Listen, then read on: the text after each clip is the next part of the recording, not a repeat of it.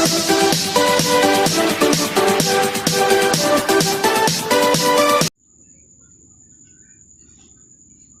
Friends, आपका welcome है हमारे YouTube channel dream learn and achieve में।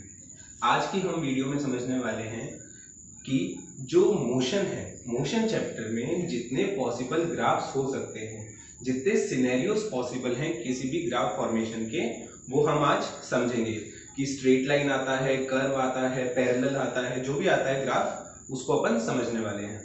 तो हमने लास्ट टॉपिक में अपना एक्सेलरेशन तक कवर कर लिया था चीज। आज हमारा नया टॉपिक है साइंस मोशन क्लास 9th के लिए।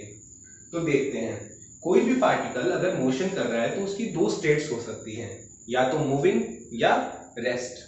तो रेस्ट की सिचुएशन सेंटर में है, मूविंग के अंदर भी दो केसेस हो सकते हैं, या तो वो यूनिफॉर्म मोशन परफॉर्म कर रहा है या फिर वो नॉन यूनिफॉर्म मोशन परफॉर्म कर रहा है। तो मैंने यूनिफॉर्म मोशन का केस इस तरफ लिया है, नॉन यूनिफॉर्म मोशन का केस इस तरफ लिया है। तो चलिए एक एक करके समझते हैं कि कैसे ग्राफ्स बन सकते हैं और वो कैसे पॉसिबल है। First case, distance time graph. Distance time graph define कर देता हूं क्या होता है। Distance time graph is the graph which is plotted between the two quantities, first is distance and second is time. Here we study how distance varies or how time varies with respect to distance and vice versa. Okay, now first case, when motion is uniform. Uniform motion क्या होता है, जहां पे हमारी speed जो होती है वो सेम रहती है थ्रू आउट मोशन। अगर हम किसी कांस्टेंट स्पीड से मोशन करते हैं तो वो हमारा यूनिफॉर्म मोशन कहलाता है। यानी कि इक्वल इंटरवल ऑफ टाइम में इक्वल डिस्टेंस कवर होगा। तो हमें ग्राफ कैसा मिलेगा, स्ट्रेट लाइन ग्राफ मिलेगा। स्ट्रेट लाइन ग्राफ मिलेगा जो ओरिजिन से ज्यादा होगा। ये था हमारा first case, distance time graph for uniform motion. Second case, velocity time graph for uniform motion. Now क्योंकि अपनी स्पीड क्या रहती है, speed and velocity are one and the same thing. So हमारी क्योंकि वेलोसिटी या स्पीड कांस्टेंट है तो वेलोसिटी चेंज नहीं हो रही, बट टाइम वेरी कर रहा है। तो इसके अंदर हमें जो ग्राफ मिलेगा वो एक पैरेलल ग्राफ मिलेगा जो टाइम एक्सिस के पैरेलल होगा। क्योंकि वेलोसिटी चेंज नहीं हो रही, टाइम समय के मतलब टाइम चेंज हो रहा है, because time is always moving. ठीक है, इस वजह से। सेकंड, रेस्ट पे हम बाद में आएंगे, पहले नॉन यूनिफॉर्म के लिए समझते हैं। नॉन यूनिफॉर्म मोशन क्या होता है, जहां पे स्पीड या फिर वेलोसिटी वेरी करती है।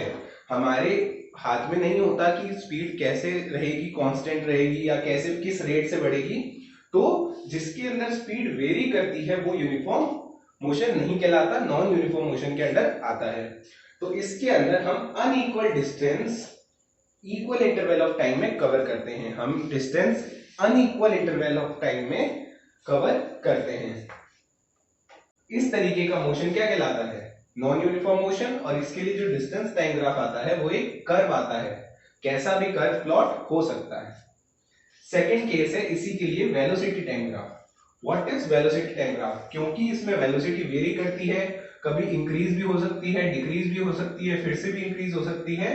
तो जब भी वीटी ग्राफ बनेगा यानी वेलोसिटी टाइम ग्राफ बनेगा नॉन यूनिफॉर्म मोशन के लिए, तो वो कोई रैंडम कर्व आ सकता है। क्या आ सकता है, कोई भी रैंडम कर्व, क्योंकि उसके लिए वैल्यूज चेंज हो सकती हैं समय के साथ। तो कैसा भी कर्व यहाँ पे हमको देखने को मिल सकता है। चलिए लास्ट में आते हैं रेस्ट के ऊपर। रेस्ट के ऊपर सिर्फ डीटी ग्राफ बनाते हैं, क्योंकि वीटी ग्राफ, क्योंकि रेस्ट में है तो वेलोसिटी होगी नहीं, तो वेलोसिटी है ही नहीं तो उसका वीटी ग्राफ कैसे फॉर्म होगा। इसलिए हम वीटी ग्राफ नहीं डिस्कस करेंगे, सिर्फ डीटी ग्राफ डिस्कस करेंगे, यानी डिस्टेंस एंड टाइम के बीच में। क्योंकि पार्टिकल रेस्ट में है तो उसका डिस्टेंस कवर जो होगा वो क्या हो जाएगा, जीरो। यानी डिस्टेंस वेरी नहीं करेगा, सिर्फ टाइम अपने हिसाब से वेरी करता रहेगा। तो इस केस में डिस्टेंस वेरी नहीं करेगा, सिर्फ टाइम वाला कोऑर्डिनेट वेरी करेगा। तो हमें ग्राफ मिल जाएगा पैरेलल टू टाइम एक्सिस, यानी जिस एक्सिस पे टाइम है उससे पैरेलल ग्राफ मिल जाएगा।